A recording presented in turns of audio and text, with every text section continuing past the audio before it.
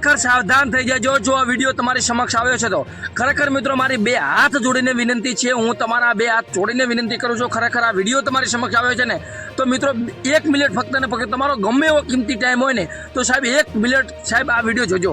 ખરેખર મિત્રો આ વિડીયો જોયા પછી તમારા પગને જમીન સરકી જવાની છે. ખરેખર મિત્રો ઘટના પણ એવી બની છે. તો ગુજુ ન્યૂઝના સુરેશ પ્રજાપતિ તમારા બધાનું હાર્દિક સ્વાગત કરે છે. ખરેખર મિત્રો અત્યારે એક એવો વિડીયો અત્યારે સોશિયલ મીડિયામાં વાયરલ થઈ રહ્યો છે. આગળ આખો વિડીયો બતાવું છું.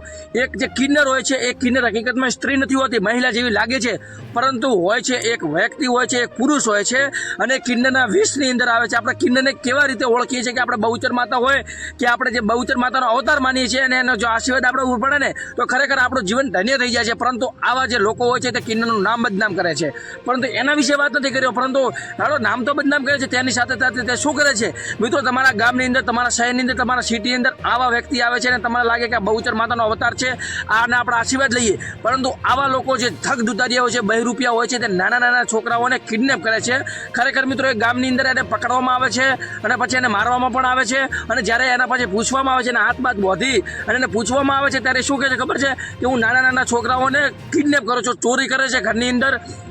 મિત્રો અત્યારે સોના ચાંદીનો ભાવ કેટલો વધી ગયો છે તમને અને મને ખબર છે.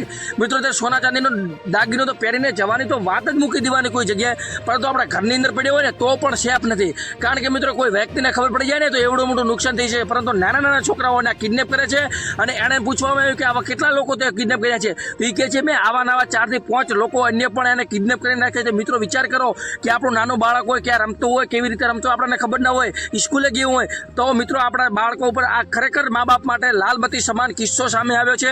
અને આવા કિસ્સાથી આપણે સાવધાન રહેવું જોઈએ. આપણું બાળક જો કોઈ જગ્યાએ રમતું હોય તો આપણે એના ઉપર ખાસ ધ્યાન રાખવું જોઈએ.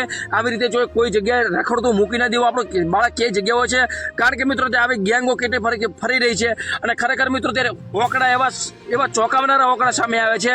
ખરેખર મિત્રો દિલ્હીની અંદર 1 મહિનાની અંદર 800 થી વધારે લોકો ગાયબ થઈ રહ્યા છે અને કઈ જગ્યાએ જઈ રહ્યા છે, કેવી જગ્યાએ જઈ રહ્યા ખબર જ નથી હોતી.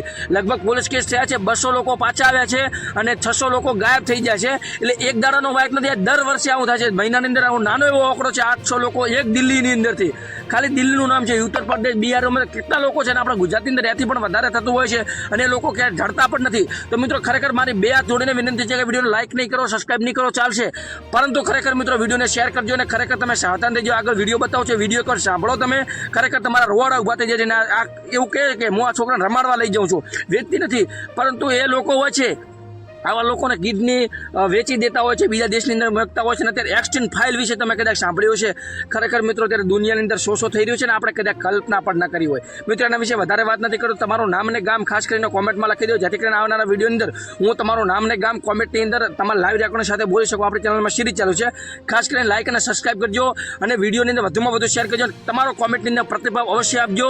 તો જો આ વિડીયો જે અત્યારે સોશિયલ મીડિયામાં ખૂબ વાયરલ થઈ રહ્યો છોકરા નહીં તે કેટલા છોકરા ઉપાડ્યા? કેટલા છોકરા ઉપાડ્યા તું એ? કેટલા? 4-5.